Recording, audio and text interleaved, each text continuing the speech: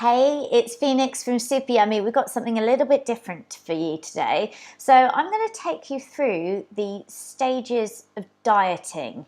In this video, I'm going to talk you through each of the emotions that you will experience when you start a diet and how those emotions will impact your actions and your behaviors during the dieting process.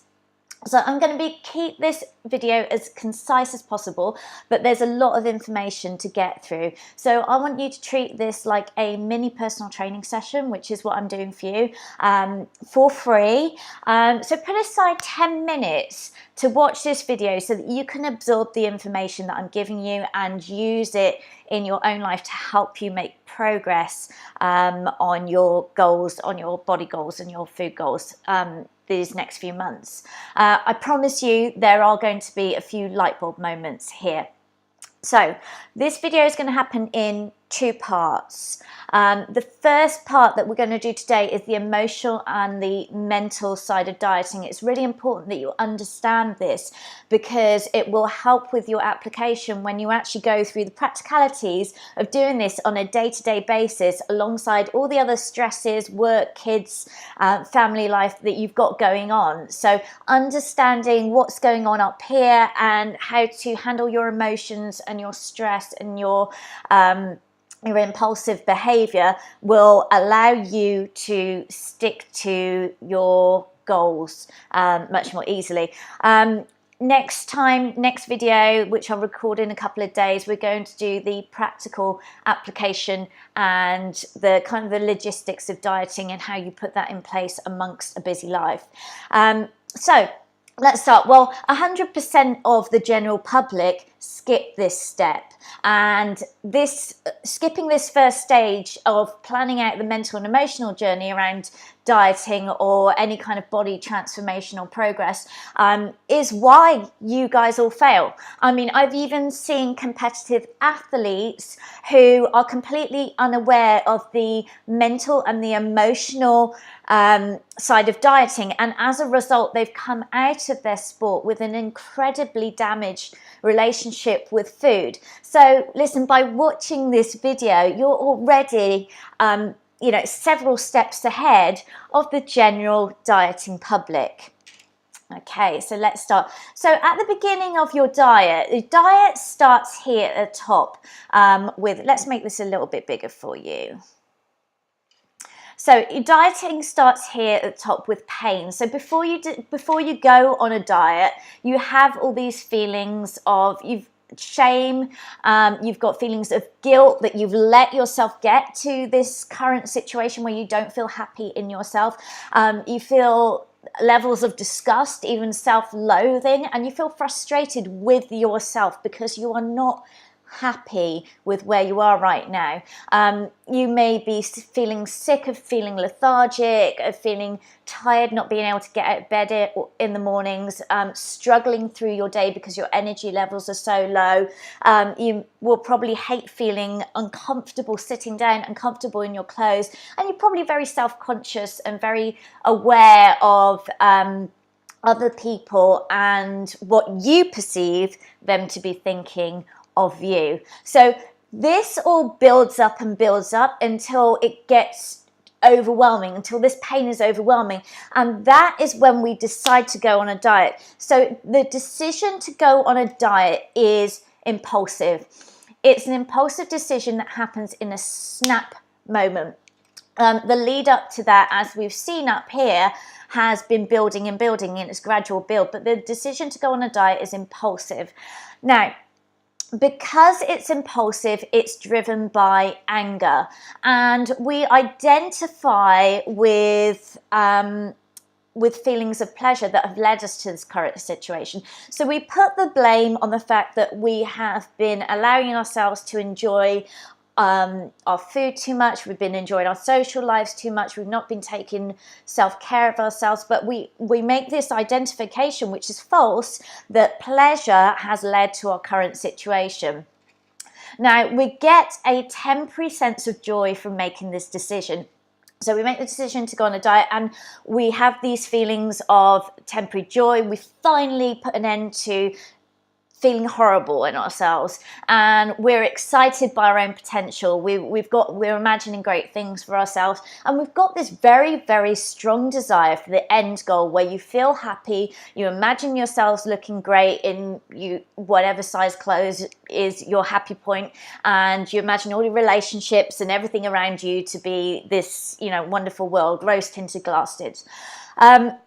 So this is our initial decision. These 2 points here will come later on.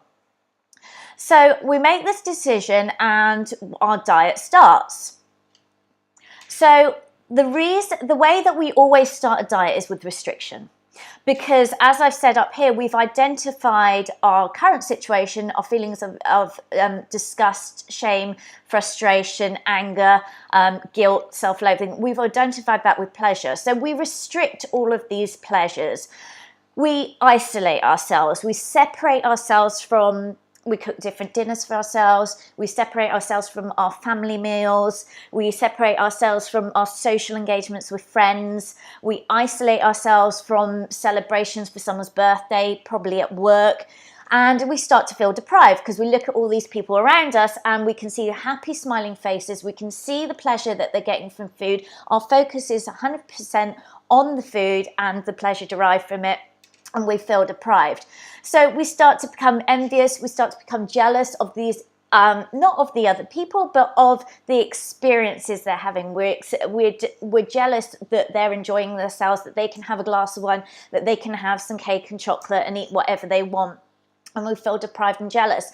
And this leads to feelings of resentment. Now, the resentment isn't against other people, that we feel resentful against ourselves. We feel resentful that we have isolated ourselves and put ourselves in this little box, and we've trapped ourselves in there and thrown away the key. And we've become frustrated with ourselves. We know that we want the end goal. We know we have this desire for the end goal, but we're no longer seeing this temporary joy from the impulsive decision we've made, because the temporary joy that we experienced at that decision has now been outweighed by the pain of all of these feelings of isolation, deprivation, jealousy, resentfulness, and frustration. We're no longer excited by a potential because the journey has become too hard, and because the journey is hard, we no longer believe that we have the potential to get to this end goal.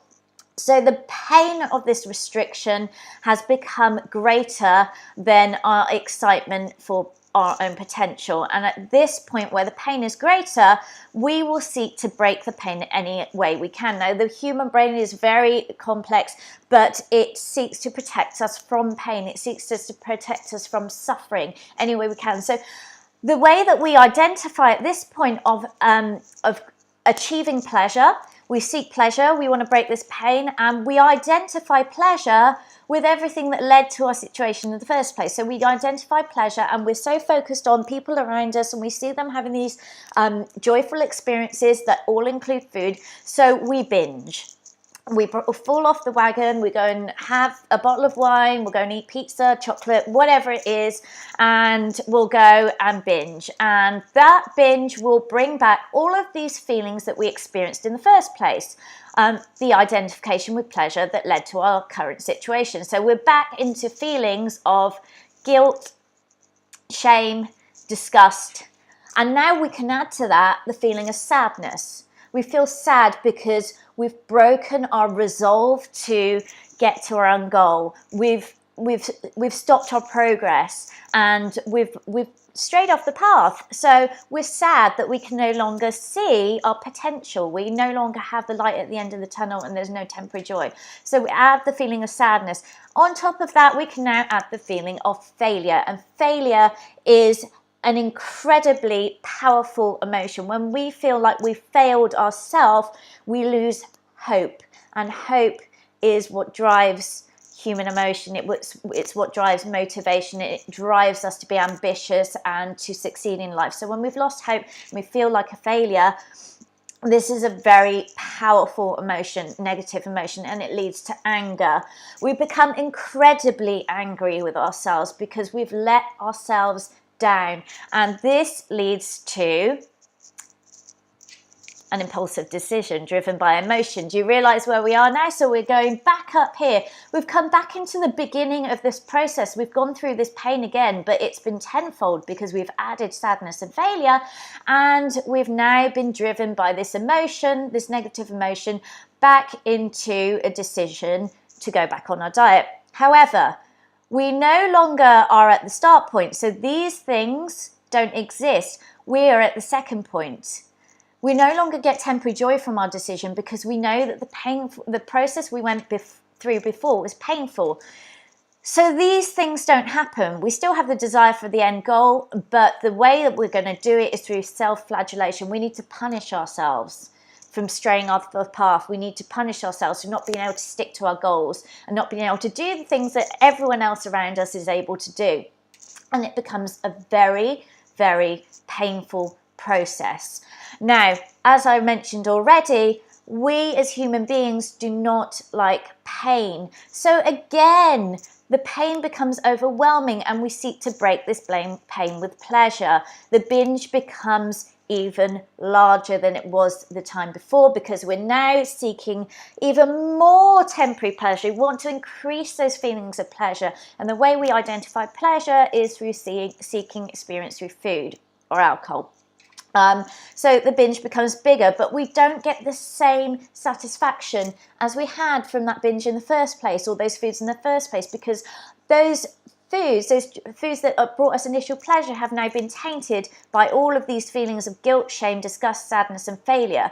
So whilst we are rewarding our and whilst we are stimulating our dopamine center and we're experiencing temporary levels of dopamine and serotonin, which lighten our mood for a very short time period, minutes in fact, it's outweighed by the feelings of guilt, shame, disgust, sadness, failure, and anger.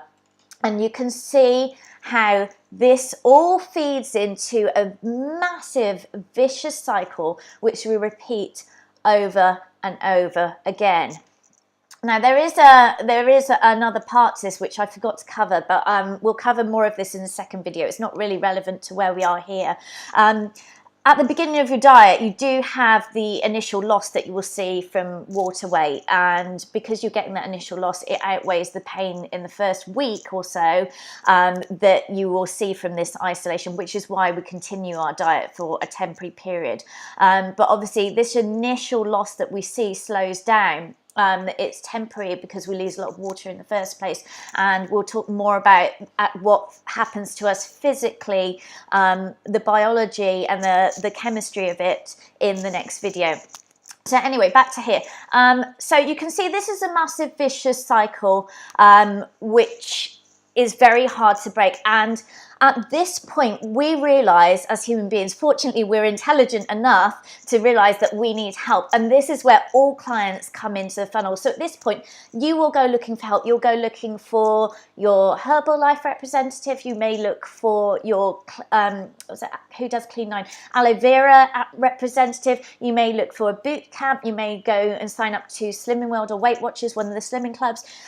You may go and look for a personal trainer. You will look for help. So this is the beginning. This is the end of the first video. So I've explained the emotional and the mental process behind the beginning of a diet. And in the next video, we're going to talk about the client process and how I personally plan for the emotional and the mental side of dieting, and I'll give you a workable safety net to help you avoid the diet mistakes that everybody else makes. So as I said, once you understand the cognitive processes behind the diet and the emotions that you go through, you'll be able to plan for them, and that makes everything a lot easier because it's an expected outcome. So I hope that was useful for you. Do let me know, private message me, put it in the comments if you have any questions around this, and I'll answer them in the next video for you. But I'm Phoenix Rain, hope you enjoyed that, and you are becoming super yummy.